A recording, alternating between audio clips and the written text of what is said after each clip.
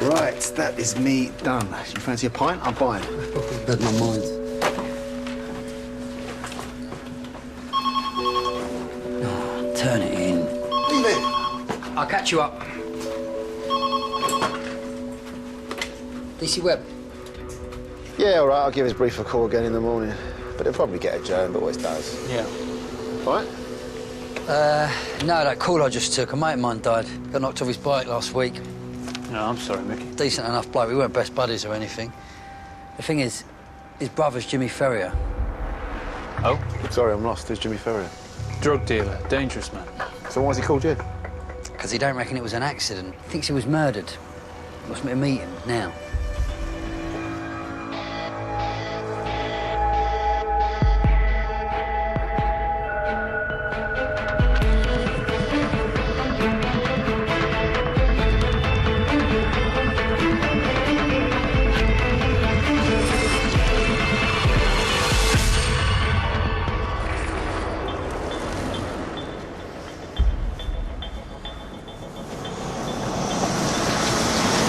Is this him? I hope so.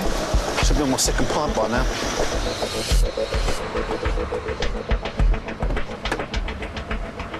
DC Webb? Yeah.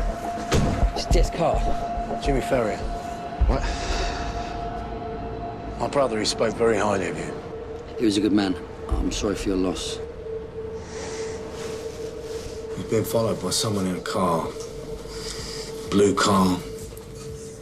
Watching him. When? He first clocked it about 3 weeks ago. Did you report it? Why not? I don't know, he didn't want to scare his wife. You told everyone else about this? Not till now. Why? I wanted to do some digging myself first. What were you digging for exactly? We both know what you are, mate, so let's not beat around the bush. Was Mitch caught up dealing drugs today? No!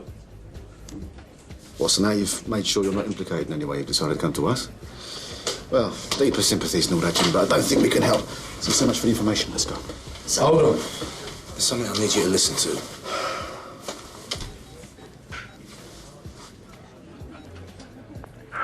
The car's back. It's followed me for 20 minutes. I don't know what to do. I don't want it tailing me back to the house. I need you to come and get me. Where are you, mate?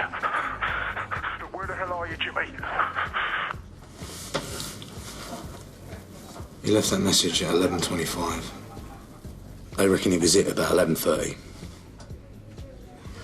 As I said, I need you to help me.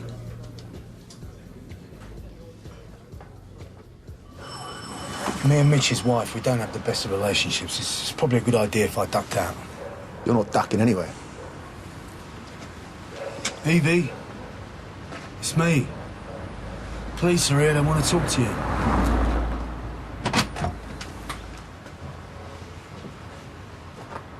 He didn't have enemies. He ran a caff, for God's sake. He was worried that someone was after him. According to Jimmy, Mitch hadn't said anything to me. You weren't aware of any problems? No. He seemed a bit on edge. Like how? Well, he was calling me from work a lot. He was looking to having some alarm installed. The thing is, he was anxious about the baby, becoming a dad. He was anxious because some nutter was following him. You know what, Jimmy? There's your world, and then there's the real world. In the real world, someone goes down the pub, drives home drunk, and kills a cyclist. I know he doesn't have the glamour of your conspiracy theories. You heard his message, Evie. Tomorrow morning, I'm burying my husband. In a couple of months' time, I'm having his baby. I can't cope with this.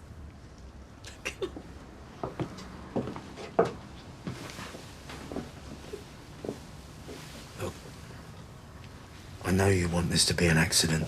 I understand that. But in the long run, we need to know the truth. Evie, did Mitch keep anything like, diaries, calendars, anything like that? Do you want to have a look?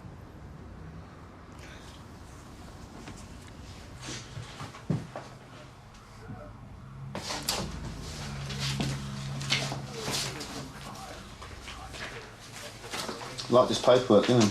So look at this. He's paid off 3 of his credit cards in full last week. It's got one of them ready-made will templates. Here, look at this. It's an application for life insurance. That's what people do when they have a kid, isn't it? No, that's what people do when you think you're about to die. You still think it was an accident? I don't know. I'm not sure that I care. What I don't appreciate is a scumbag like Jimmy Ferrier dictating how I spend my evening. It's not about Jimmy, is it? It's about his brother. All the tire marks are rubbish. No witnesses, no CCTV.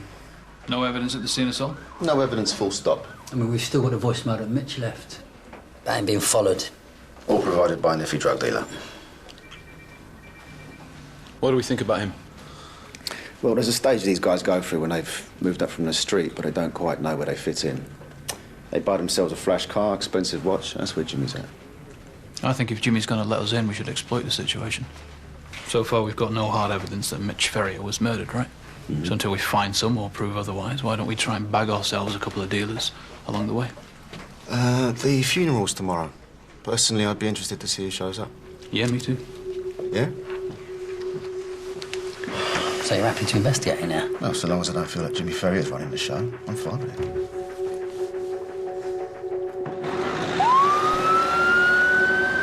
Now, Mickey, if you're trying to impress Commander Kennedy, you're too late. She's already gone back to Scotland Yard. Hey? You in court?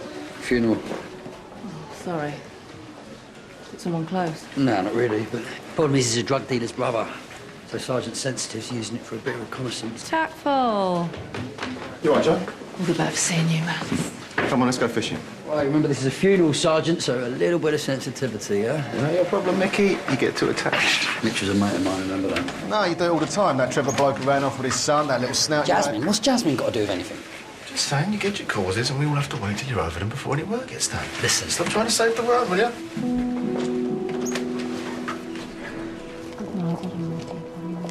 Thanks for coming, Wells. Who's that bloke over there? You see one of the glasses? Is that our dad? I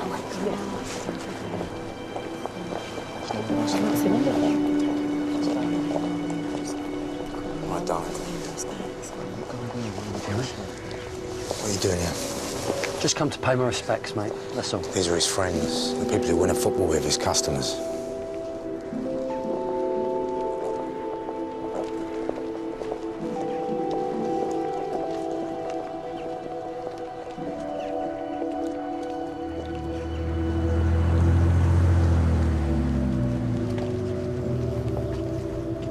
You see that car down there? Yeah. The car just getting out. That's Ryan Lacey.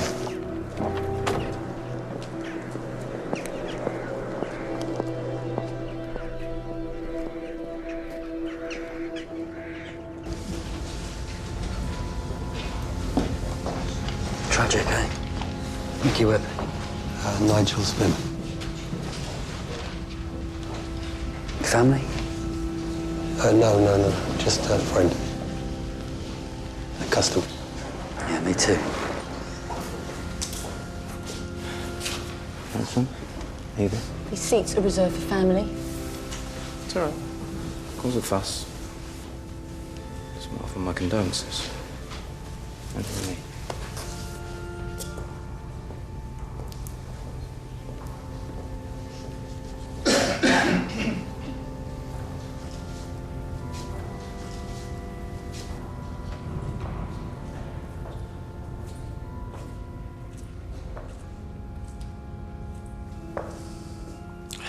Firstly, I'd like to thank you all for coming. It means the world to Evie and me, and I know that Mitch... I'm sure he would have been very touched.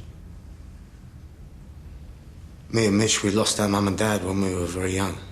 And although he was my little brother, he was more of a father to me than anyone. It seems cruel, really, that you only fully appreciate someone's influence, their importance in your life, at the very moment they leave you. And now Mitch has been denied the opportunity of being a father, denied a long and loving relationship with his beautiful wife, and the person who'd done this to him. I hope they rot in hell.